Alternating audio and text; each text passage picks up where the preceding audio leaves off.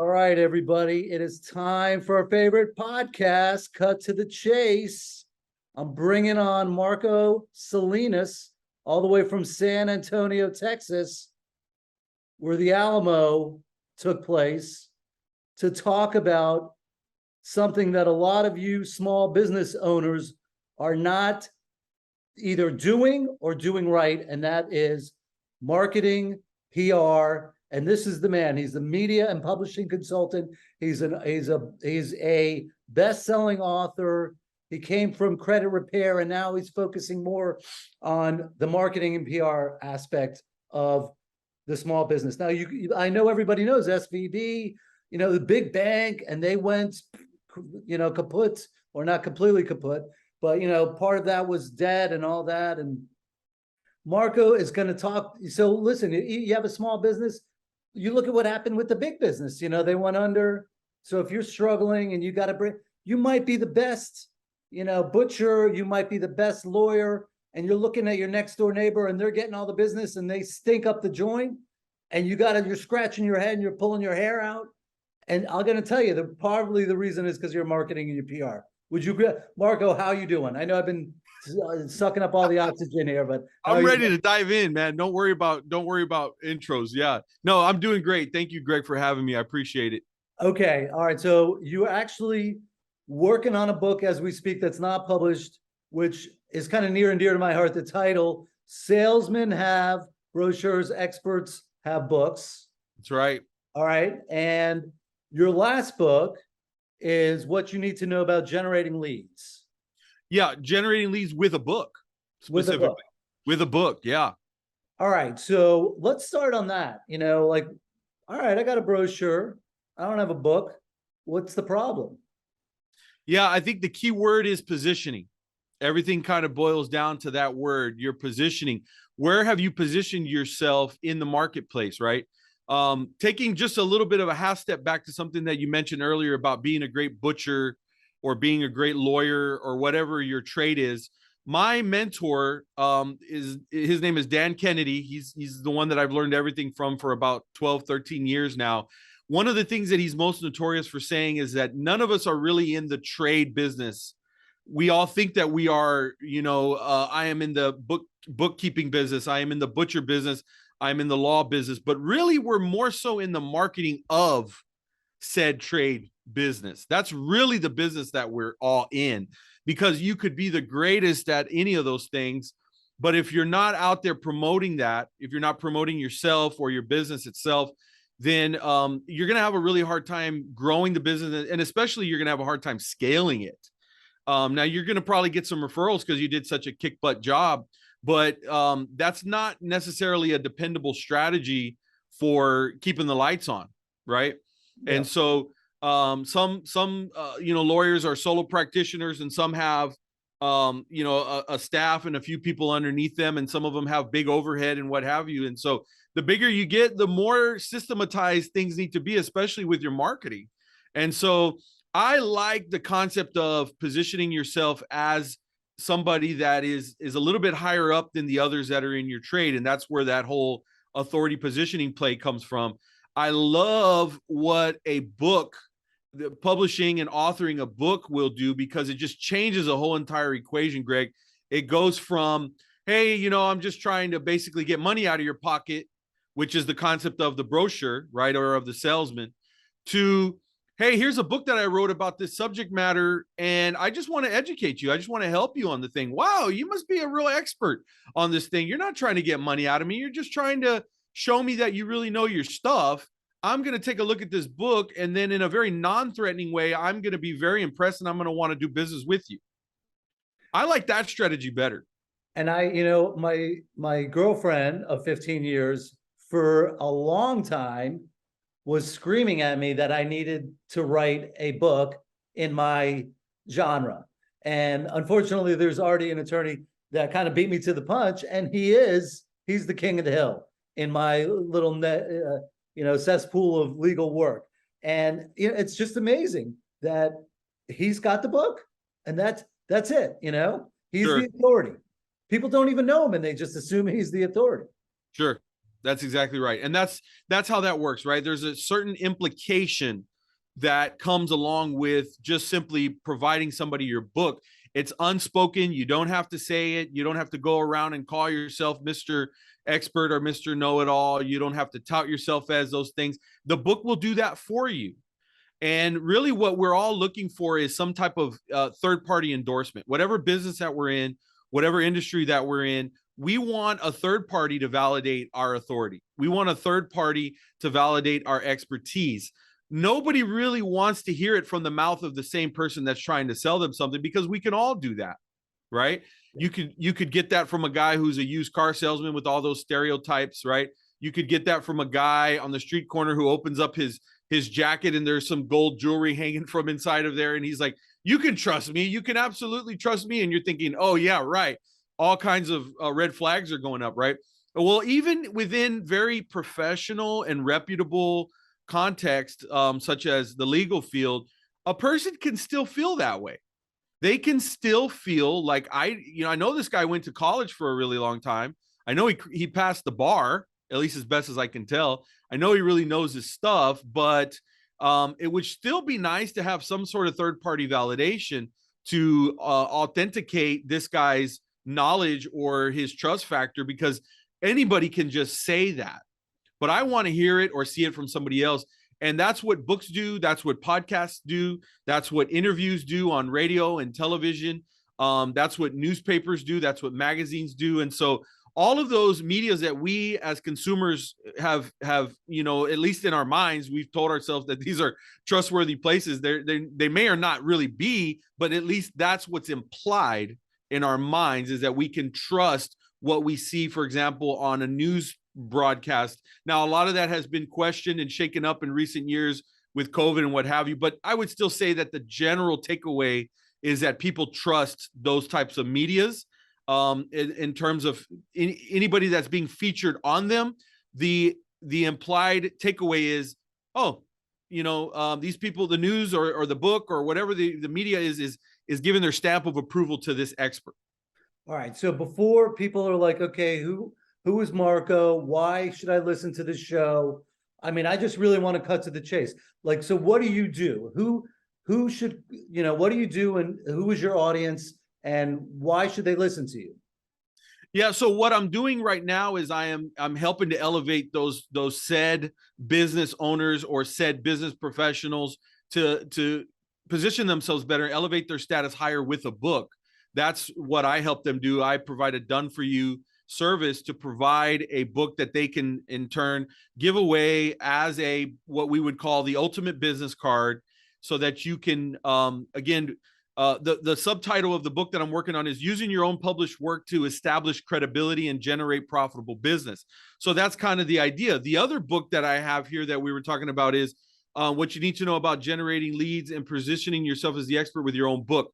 So again, the idea is give book away, receive lead in return. Yeah. Right. This is kind of the other thing that we call it online is a self-liquidating offer. So if you're running a Facebook ad or you're running an Instagram ad, you can promote the book all day long as a freebie. And you might just say, well, just cover my shipping costs, pay $2.99. I'll send you the book for free. Now, what is it that we as business owners are exchanging that for? Their contact information. So one of the big strategies that I promote and push that I see that businesses are lacking in is list building. The business owners are not spending enough time or energy in building a list. And building a list, the money, let me tell you, Greg, is in the list. Now, it takes time. It doesn't happen overnight, and you might have to spend a little bit of money to go out there and do things to generate a list.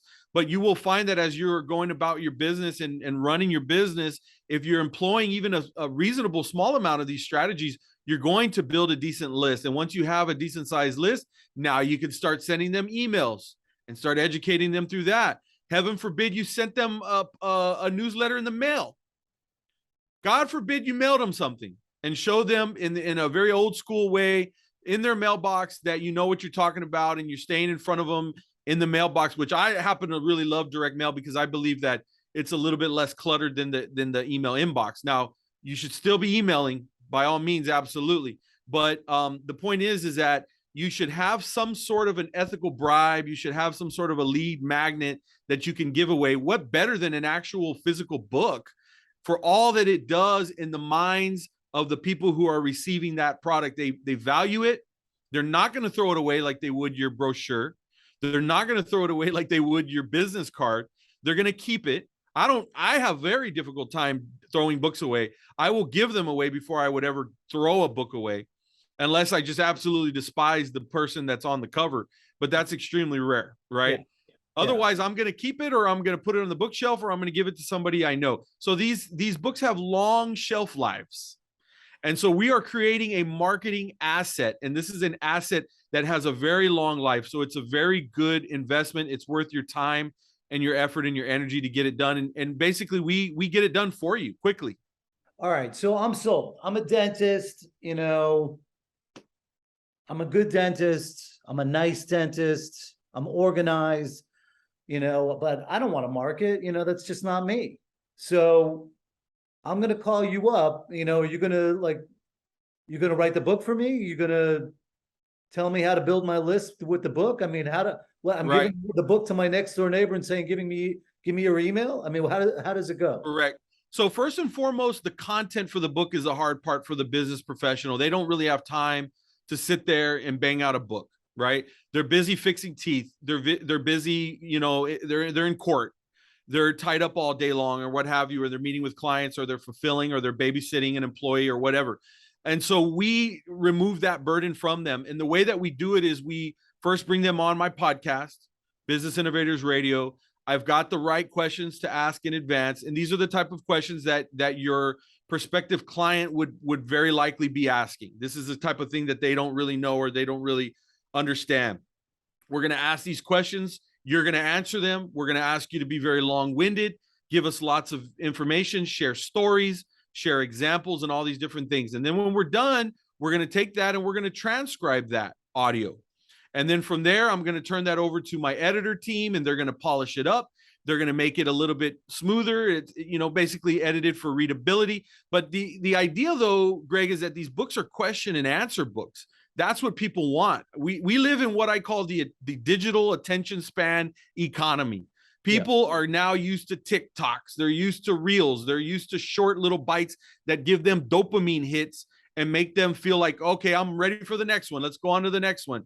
Oh, wow, look at what she's wearing or what she's not wearing. Oh, wow, look at that car crash. We're just getting fed all this information that just keeps our brains so stimulated, right? And so then we turn around and we cannot give somebody a big giant encyclopedia on information. They're going to say, absolutely not. I don't have time to sit here and read all that garbage. I'm not trying to go back to college, right? So you got to give them something that's short and sweet and to the point and easy to read, and nothing better than a quick and easy question and answer book. They can flip it open when they're on the toilet or whatever it is that they're doing. They can read a few examples of the questions that somebody might ask, and they can read a little bit about your answer. So they're going to get educated. Now, a lot of people are not going to read the book. That's okay, because they've already been impressed with the fact that you have a book. They're just impressed that you gave them a book and they know that you're a book author, right? Yeah. They may just kind of thumb through it a little bit. Others are going to devour it.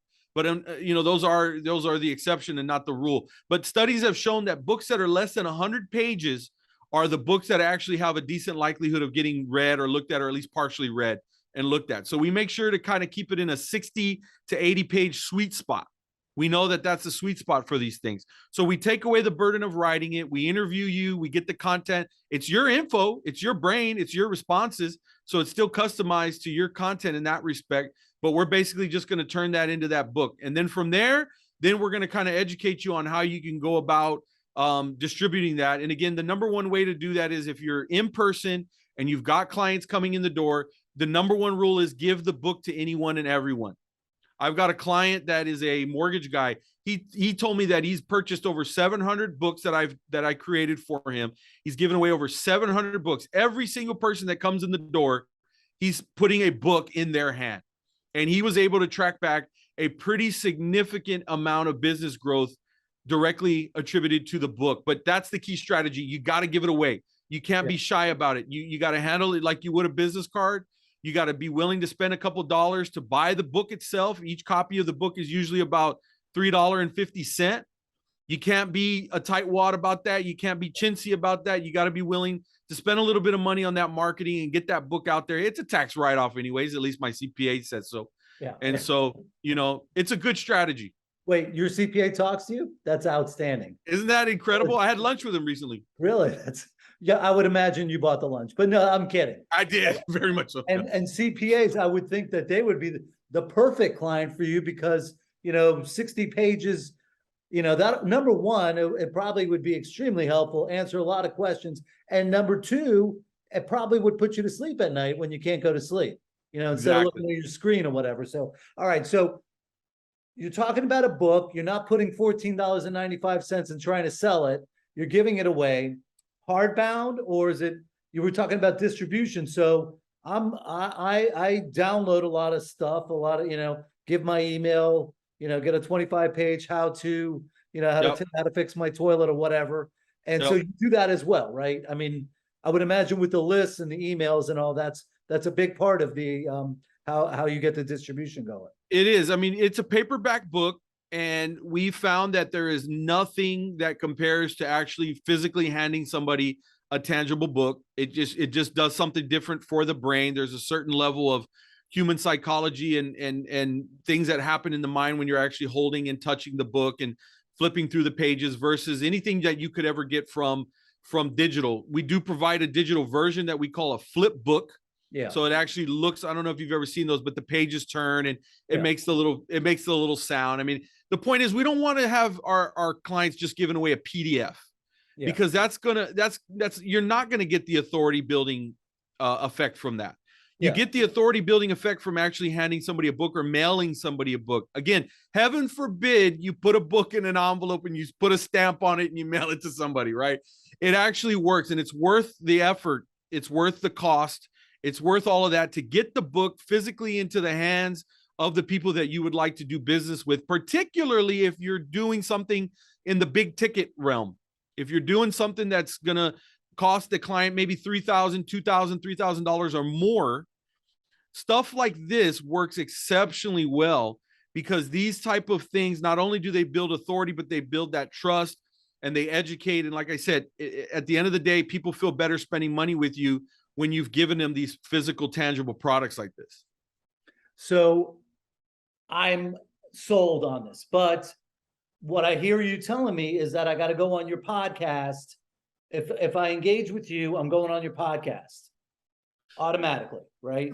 There is an option. So I do have content writers. I mean, we can write answers to the questions that we know are going to be the common questions. So you don't 100% have to come on the podcast, and you don't 100% have to create the content through that method. We can do content creation for you, and we've got that covered with the majority of professional service provider niches. That's primarily who we work with. So all legal, chiros, CPAs, even plumbers and HVACs. I just did a book for a plumber the other day, and the guy, every time one of his guys goes and does a job at someone's house, they give him the doggone book. Yeah. And you might say you can't do a book if you're a plumber. That's just not going to work. Well, I'm telling you right now, it works. It works. I mean, I threw the plumber out there, just as like almost gimmicky. I never thought that a plumber would, but I guess so. I mean, why not? It does work. You actually do go to the toilet and flush it, multiple times a day. So it's not like something that. So give me the most interesting client. Well, I mean, I don't know if you're going to feel comfortable with this, but like the most interesting of the clients that you've experienced in putting together a book. Well, what I'll do, Greg, is I'll tell you just a few examples of what we've done books for. So I've done an elder law attorney. This attorney specializes in, she calls herself the will lady, but she also, likes to do these big $10,000 trust packages. And so when I told her about the book idea, she loved it. And she said, I want to do a book to just strictly help me promote my trusts. Yeah. She says, I make $10,000 off of those. Anything that I spend on marketing is going to be very much worthwhile. And she says, I typically do one trust a month. And so she's over there distributing the book out left and right. And now she's starting to see an increase, even if it's just by one per month, in the amount of trust that she's doing. I'm in the process of doing a book for a criminal law attorney. And I think that one's really interesting. The emphasis is really primarily on what we call here in Texas DWIs. Yeah. But overall, the general idea is what happens if I get arrested? Yeah. It's kind of a first time in that situation, geared, focused book. Now, this particular attorney is really good at networking. He's all about in-person networking. So he's been an attorney for 20 years here in San Antonio. He's built up this great reputation, and he knows everybody in the legal world here in San Antonio. And the way he solicits business is he likes to be low key. He doesn't want to be out there. He doesn't want to have his face on billboards and TV and things. He wants to be a little bit more behind the scenes. So what he does is he makes friends with all the other attorneys in other niches, and then he gets them to just send them anytime the divorce lady has a client that, got drunk and then unfortunately got into a fight with her spouse. Yeah. Oh, I know exactly who you need to call. You need to call my guy, Lewis. Okay, Yeah. boom. And so he's wanting to give these books, little stacks of the books, to each of his main referral source attorneys. And that way, instead of just saying, we'll call Lewis, they can actually give them the book. So I think that's kind of interesting. He will certainly give the book to the client that walks in with the, here in San Antonio, they got there's a tattoo with a teardrop right here. Those are the guys that are sometimes coming into his office, that's like Mexican mafia and stuff like that.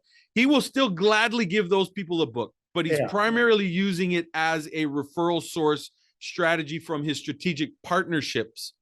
We've got the plumber. I think that one is absolutely a really exciting thing. I just brought on an HVAC client.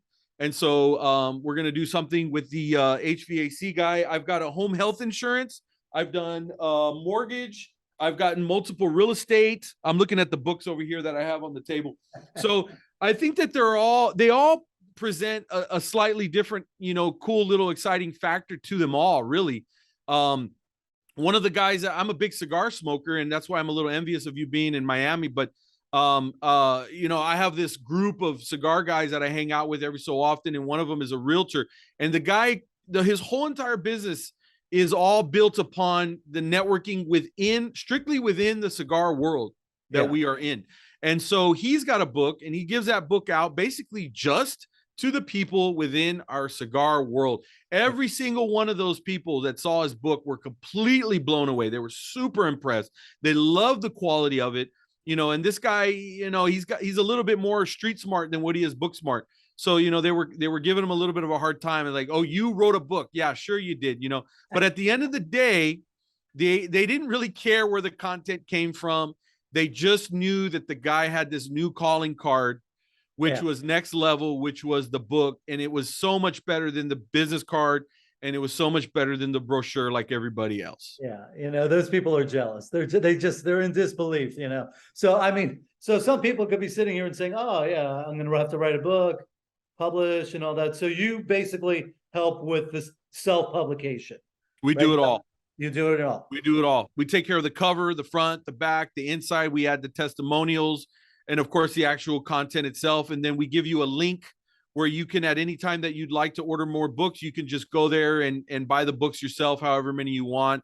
And then once they show up, you get to work and you start passing those doggone things out. All right. So let's say I'm going back to the dentist or whatever, because after the show here, I'm going to the dentist. But, let's just say I'm, the dentist, never really done any marketing, doesn't even have a brand, doesn't even really know what a brand is. I mean, would you be able to help on that front?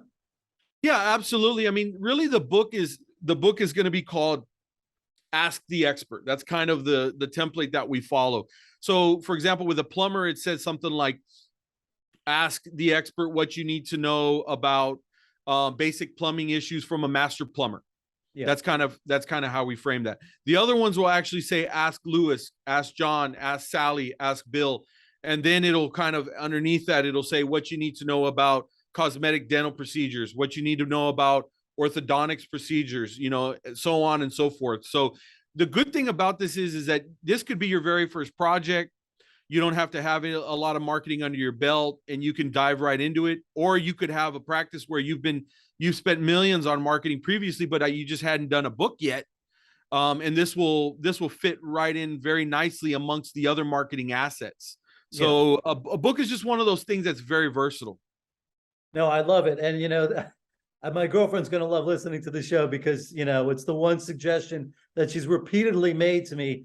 I wouldn't say the one, but one of the many suggestions that she said to me that I have not actually accepted and done. So after she hears this, she's going to be like, let's go, you know? So I'm going to have to get on your show. Basically, that's going to be the be all and end all. But all Sounds right, great. so have we covered the gist of this? I mean, we're going to put your all, anybody that's listening to the show that's like, hey, I got to do this. I got to do it. Here's the way I can do it. I'm not writing a book and writing and 40,000 words. Oh my God, it's who's going to read this? How do I Right. publish it? No, this is a one and done person that's going to get this thing done for you.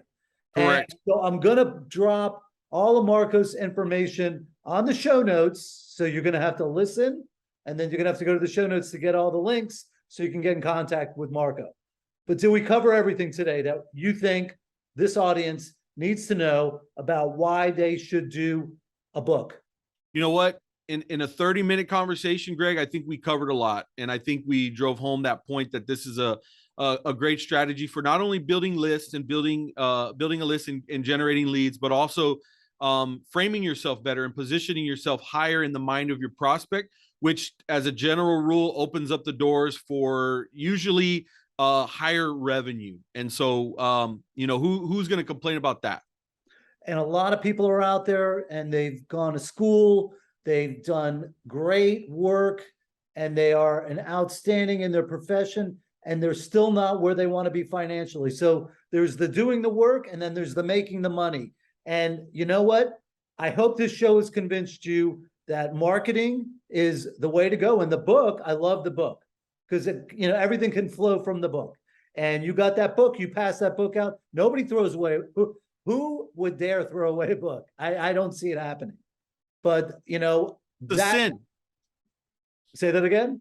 It's a sin. You don't do it. You just don't do it. You know, you don't do it. You don't do it. You can give it away, but you don't do it. That's All right. right. So that'll do it for this episode of Cut to the Chase. Marco Salinas, we appreciate you coming on here because you're going to help a lot of people out get to the level that they should be at. Okay. And that's really, you know, you do all the work, you have clients, and there are a lot of other people out there that should be your client, but they don't know about you. And this is the way they're going to find out about you. There it is. Thanks so much for having me, Greg. All right, listen, Marco, be well. And, you know, I'm not rooting for the San Antonio Spurs. I don't think you're going to make the playoffs this year or whatever, but I love your town. All right.